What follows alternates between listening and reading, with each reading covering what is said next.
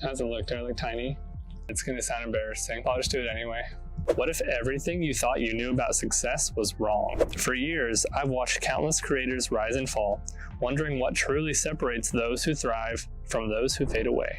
Fade away? That sounds like they're dying. ChatGPT is so dark. It's dramatic. Yeah. So I've decided to find out. I went straight to the experts, people who've been in the game for 15 years, and asked them the questions we all have. What really works? What's just a myth? And how can someone starting today follow in their footsteps? In this video, I'm not just sharing their wisdom, I'm putting it to the test, because it's one thing to hear advice, it's another to live it. Let's see if the experts are right, and if they are, what it really takes to build something that lasts. Hey everyone, are you ready to finally launch your YouTube channel?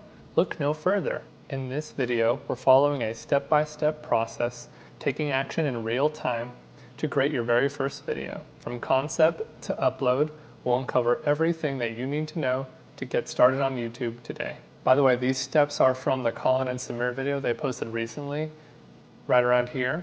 They basically condensed all of their years of YouTube knowledge into one video. And so I highly recommend you check them out. But that's basically where I'm getting these 7 guidelines with a little bit of a bonus at the very end. Okay, so the first tip is the Super Mario effect.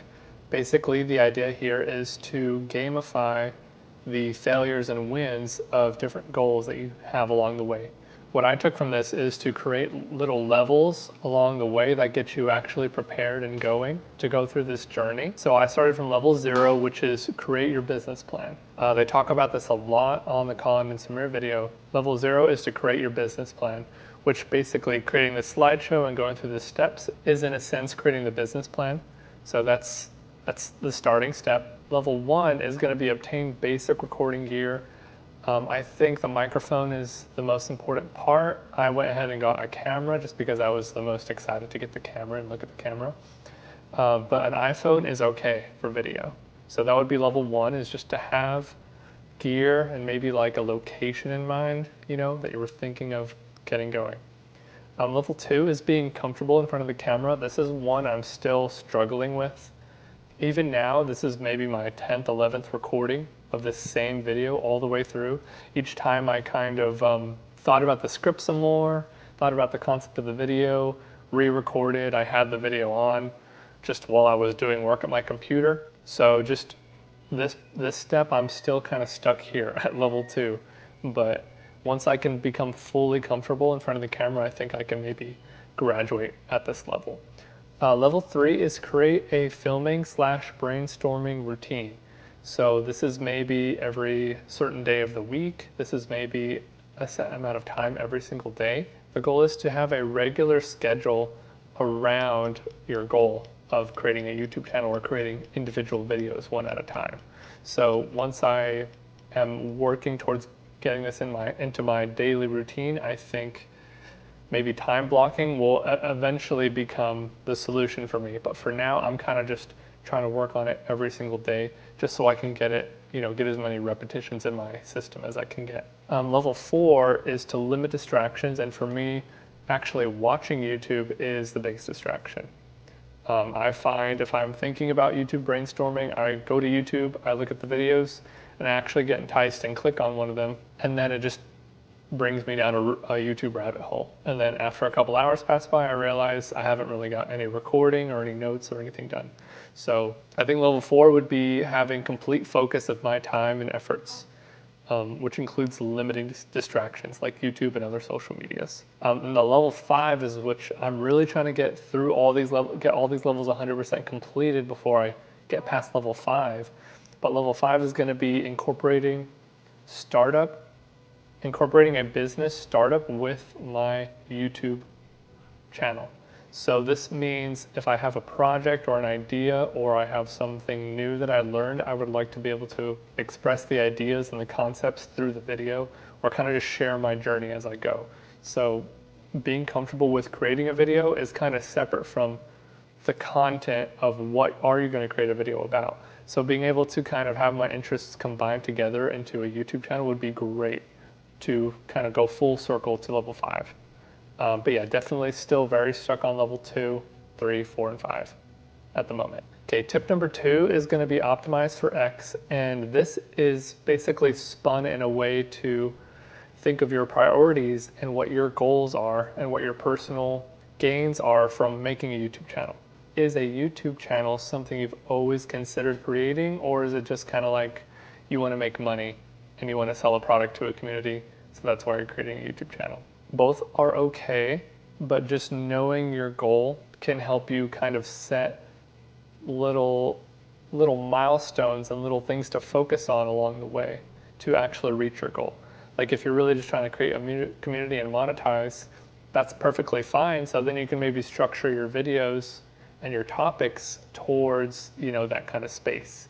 And so people that want to learn or want to know about certain things that you're teaching towards some kind of community that you're building, that would be a great goal to have in mind. For me, my personal goals to answer this question are going to be creative freedom and idea testing. So if I have an idea, I can throw it on YouTube. If a ton of people like it, then maybe I can turn it into a mini company or something later down the line. That would be cool, just as like a concept on its own. Another one is to fill my desire to help others. I have a lot easier of a time helping others with their projects and with their companies than I do with helping myself focus and start my own thing. So I think my need to help others, I can maybe use that in a positive way by doing something for myself, which is doing things for others. So it's kind of like I help others, which kind of helps myself, and creating something that I can do on the regular basis that helps others, I think would be good in the long term for myself. Obviously, personal development, all these skills and things I'm learning about myself that I'm kind of showing out into the world requires a lot of personal development on my end, which I very much enjoy personal development, but it's still hard. There's still roadblocks that you have to learn and pivot around. So the last personal goal I have is to increase my chances of business success. So if I have a YouTube channel going and I'm putting all my ideas through it, and I find a main company later down the line that I would like to start up on my own, I can maybe leverage a YouTube community or a YouTube channel, even if it's small, to kind of pump my idea through there. And that could help me learn how to market as well. Like if I learn how to market my ideas for YouTube, that probably translates well into learning how to market a product, which is basically like an idea that you're sharing with somebody else in order to convince them to do something in the business sense. So starting a YouTube channel, I think, is cultivating a lot of the skills that I would need to start a business on my own as well. So I think they kind of go hand in hand, which is why YouTube is a perfect opportunity for me to start. So that is what I am optimizing for. Tip number 3 is going to be do a market analysis. So in this sense, it looks like we're looking for a target audience, identify your competitors, and look for trends and maybe like write them down, identify them, take notes on them. So my target audience is people similar to me. They value simple and straightforward advice, and they want to start a company. I want to start a company, but I don't have one started right away. So like I'm aspiring to start a company, and I just need to know the skills and be confident with my ability in order to get there. And I think if I share my journey from essentially not having anything to having one going, I think that could be very useful for me, for my, my family in the future, and for other people as well. So that's basically my target audience is people like me. Maybe they're a couple steps behind. Maybe they're not realizing what they really want, but they actually want to start a company. So I think sharing on how to do these kinds of things would be a great idea. So competitors, I put the 3 off the top of my head that I could think of. One of them is going to be Alex Hormozi, Ali Abdal, and Colin and Samir. So Colin and Samir are the one that kind of created this guide that I'm going through now. They take a very structured and business approach towards YouTube. So they kind of think of content and titles and thumbnails and different things that are doing well and not so well. They kind of think of it in a business mindset, whether their content is business related or not. So I really like their structured approach. So I kind of think emulating their mindset would be a good idea. Alex Hormozi, he's kind of like the #1 business advice / like company building advice that I think is the most successful and the most relevant. I feel like he's just giving the most information away for free that's actually helpful. So I would love to be able to provide a lot of value like he does in the future. Ali Abdaal spins his channel in a way that's kind of like you're talking just you and him. You know, he's very down to earth. He uses simple language that kind of seems like he's talking to a good friend of his and explaining concepts and kind of letting you inside his brain and inside his journey of what's going on and what he's learning about and the different tools he's using, things like that. So I think kind of like in between all three of these channels is somewhere where I want to be. So I feel like knowing that those are my competitors is a pretty big thing to know, you know, ahead of time before starting your channel. So the trends, it seems like long form video is becoming a bigger and bigger deal. People are watching a lot of YouTube on TV now, even. They're just, you know, using a Roku or something and slapping a YouTube channel on and then just maybe working in the background or doing other things. So that's pretty cool to know. Looking at title and thumbnail themes are pretty good to know. And also knowing that the higher value wins. So maybe if I'm doing a business content or business information or advice, if my advice and my information and resources provide more value than other people in the similar community, then I know people might actually watch and take my advice from my videos that I put out. So just knowing the standard of the market and then doing a little bit better than them is a great goal as things kind of advance down the line. Tip number 4 is to choose a value proposition. So now that you know your market, you're kind of thinking, how can I stand out? So a good advice here would be to create a vision board of thumbnails, titles, comments, and even recording the first 30 seconds of some top videos that you would like to emulate and kind of looking at what words are said to kind of become the hook of their video, because the first 15, 30 seconds of the video are, you know, right when you click into it, you're kind of like thinking, what do I want to learn? What do I want to absorb? What do I want to experience out of this video? And after the 30 seconds have passed by, your brain's kind of like, okay, I'm here for the video now. So you're kind of committed after that point. So these channels that are doing things right, you're trying to learn what their hook is and what is getting people engaged enough to watch the rest of the video. So the vision board, let me pull it up right here. In this example, I pulled 5 other titles or 5 other thumbnails of similar types that I would like to emulate, and it's kind of just showing the trends and showing what someone's recommended page might look like in the recent time, you know.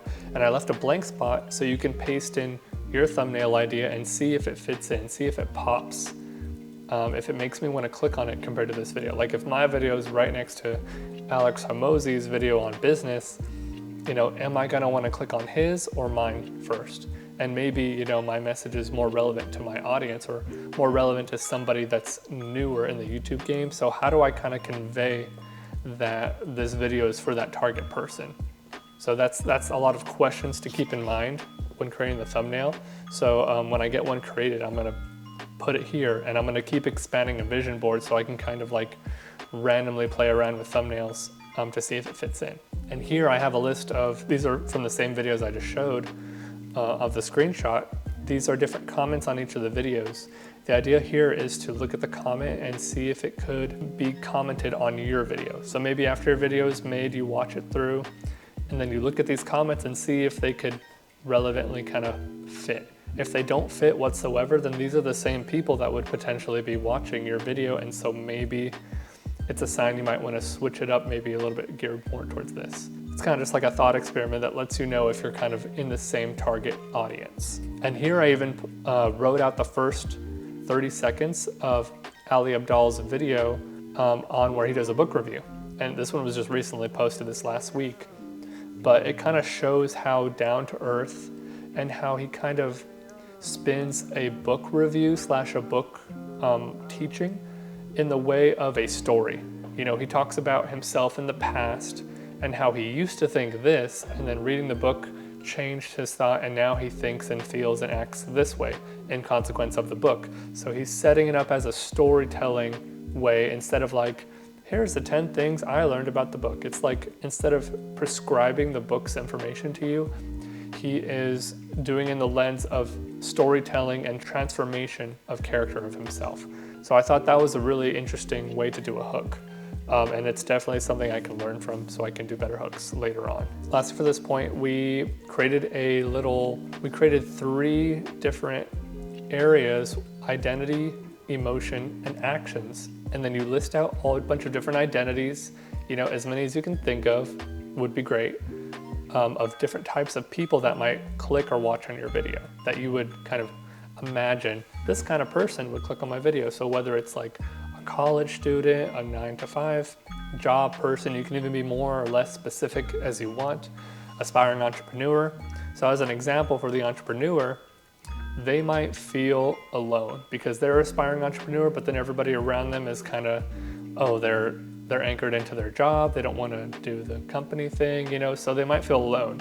So the actions that my video might prompt them to do would be to join the community. So my videos similar to mine, it kind of creates a community on YouTube through the comments and through other message channels and stuff. It makes them feel like their ideas and goals are not they're not like an outlier. They're not the only person having these goals. So if my video can help an aspiring entrepreneur feel less alone, I feel like that would be a big win. So, just go through the list, go through identities that you might think are relevant to your kinds of video, and think of the emotion that you're solving for your video. So this is another good idea. You can even use this to create ideas of what video to make. You're kind of like emotionally solving their problem without talking directly to their problem. You're not thinking, hey, are you alone? Do you feel lonely? Join this community. You're not being so direct. You're kind of just, does your video like share in a sense that it makes it feel like a community? Does your video teach in a way that turns it into a community vibe? So I think thinking through those steps is pretty important. Step number 5 is to write 100 YouTube titles. So, in creating 100 titles, step 1 is you're gonna create a place where your YouTube idea bank is going to live. I'm testing with this app called Obsidian. It's like a second brain. I've seen a bunch of videos on it. They all make it really complicated and overwhelming, but I'm starting simple. So I just put a spot to do 100 YouTube titles. I have it right here. And so I was able to create 30 so far. I created a goal to maybe try to add about 5 more every single day until I get to 100 or more. And these titles don't have to be perfect, they're kind of just conveying ideas that I'm playing with for YouTube topics. Even if the title's not perfect, I can always alter it to kind of fit the whatever's currently cool right now. It's a really good exercise to do before you start out as part of your YouTube business plan. Okay, so tip number 6 is to find a testing ground. So for me, this means, and the testing ground is basically described as a social media site or some spot online that you can either throw out an idea or fish for an idea and see if it's gonna come back successful in the form of a YouTube video. So for me, my action from this point would be to create a weekly task for myself to then post on X or Instagram for my YouTube channel. And so this is just to get me in the habit of creating ideas daily, sharing them, and then kind of seeing the feedback. And obviously, I don't really have a following or anything right now, so I'm posting things, and then I'm just leaving it alone. So I'm just posting things. Maybe later I review my own posts and thinking, oh, is that even a good post? Is that a good idea? And then even asking other people about your ideas is a good thing. I asked my fiance what she thinks about starting a YouTube channel, starting XYZ company, and she says it's a good or a bad idea. So I think relying or utilizing the people in your life, like friends and family, is not necessarily a bad idea.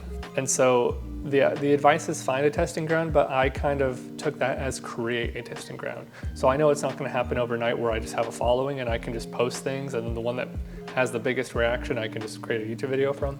So I'm kind of fostering a testing ground in the form of social media and interacting with it and finding a community that I can consistently interact with. Other advice as like supplementary ways to do this would be to search Reddit for different topics, or just go to YouTube homepage and search for different things going on there.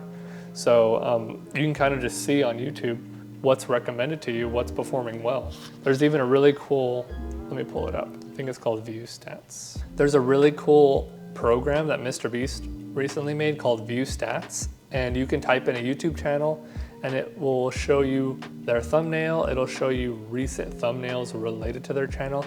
You can type an idea, an image, anything. You know, I think you can just type in an idea like basketball dunk, and then it'll show you all of the thumbnails and how they performed, their stats on related to basketball dunking thumbnails. So, I mean, this is a really good source and it's free to use. There's a bunch of other features that are behind a paywall, but on its own, just being able to search channels and thumbnails and stuff is really cool. Okay, the last piece of advice, number 7, is a kind of like a 2-part general big advice. They put film, edit, upload, repeat, which is basically like becoming consistent and just do the basics and get through it, post bad videos, get over it. But they also included a lot of other specific advice along the way. So I'm gonna kind of go over their main advice and go over the bonus afterwards. So they really harped on hook. So something really important is the hook and thumbnail. And this can be done by proposing an unanswered question within the first 5-15 seconds of the video and then slowly answering it as the video moves along and maybe even towards the end. They even recommended asking Gemini or ChatGPT to kind of create a hook for you. I did the same thing, but it was way too dramatic for my vibe. I tried recording it a couple times and it just seemed a little bit silly. So I would just maybe experiment with that idea, and if it works for you, cool, but if it doesn't, you can at least use it for inspiration for other kinds of hooks that might work for you. Okay, so another advice for the upload and repeat part would be to focus on the title and thumbnail, because that essentially is your click-through rate. Your click-through rate is when your video is shown on the screen of videos to watch, how often is it passed by and someone else is clicked on instead. So this is only having to do with your title and your thumbnail, because if people don't click on your video, people do not watch your content. Your content could be the best video on earth, but if your title is bad, no one's ever going to click on your video. So that's very important. If you have mostly new viewership, which means you're a brand new YouTube channel, so every view is going to be a new user, or if you're an existing channel and you have like 50% subscribers returning and 50% new viewers, you want to remind them to subscribe, because it basically is a really good indicator that they, you know, even 10% of people that hear this will hopefully help out the channel and click the button. So it's very good to, especially when you're a brand new channel, is to remind people to subscribe at some point in the video. And the bonus that they kind of mentioned is testing the script you write and which metrics to look at. So, I mean, for testing, I created a posting schedule for x.com. So every day or so, I'm gonna be drafting ideas and then posting them to x.com at like a couple times a week at the very minimum. And so that's kind of like me fostering my testing ground. Again, it's kind of like recapping what we talked about earlier a little bit, which I did hit a block when going over this step. Because when I started looking on x.com, I realized there wasn't like a number one person that I really wanted to emulate. The closest person would be Dan Coe.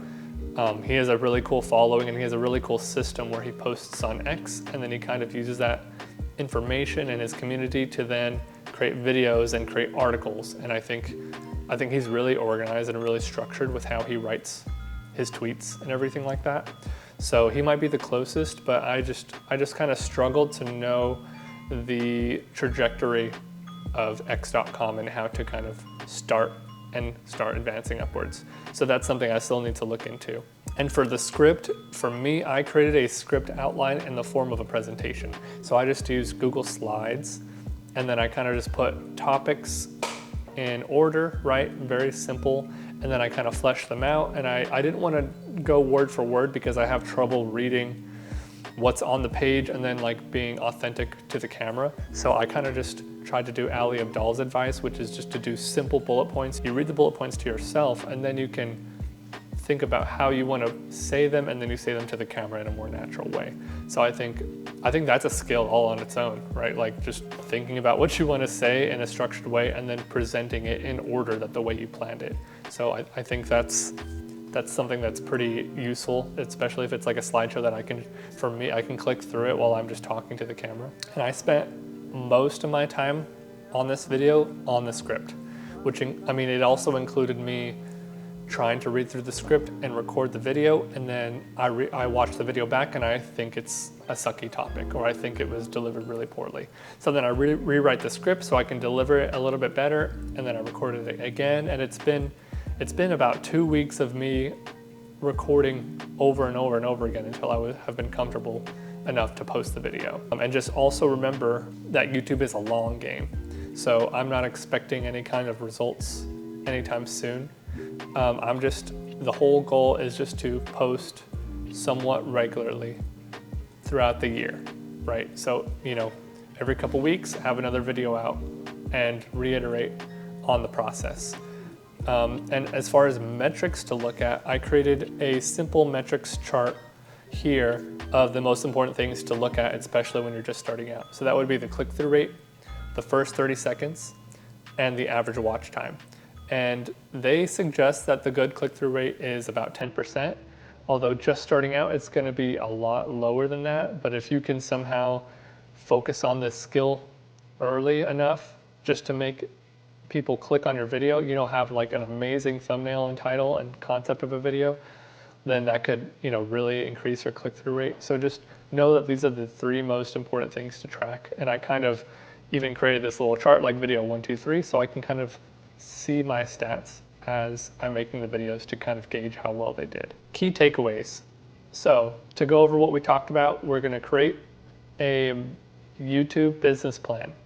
So just be aware that is time invested. That is not even recording, not even brainstorming idea. It's just going to YouTube, thinking about it analytically, thinking about it as if you were a marketer in some sorts, and just coming up with ideas and an approach to creating a channel that is gonna be successful in some way. Another key takeaway would be studying thumbnail and titles from other successful videos. That may be like a hint to change the way you even watch and spend time on YouTube now. Like now you may look through titles of videos, not to watch them, but just to see how good they're doing, and then write down tips about what kind of thumbnail they did, what kind of lighting, and what kind of like scene they portrayed through their title and thumbnail. And another tip would be plan recording for the long game. So just know you're gonna make a ton of videos, you know, work on your big bank of ideas,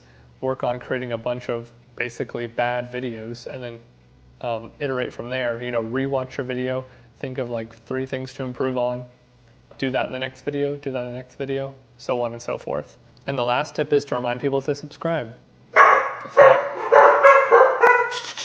Final thoughts on all of this advice and step process that wasn't really mentioned is that, in my opinion, YouTube combines art with somewhat of a business online.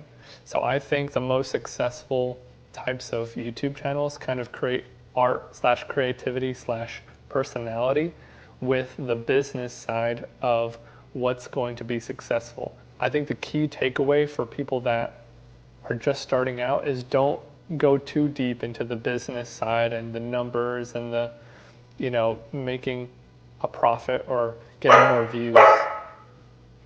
So finding your personality and being able to express yourself and your ideas is very important when creating a YouTube channel, regardless of what kind of topic you'd like to start. So just keep that in mind, and viva la vida. Thank you for watching, and I hope you have a nice day.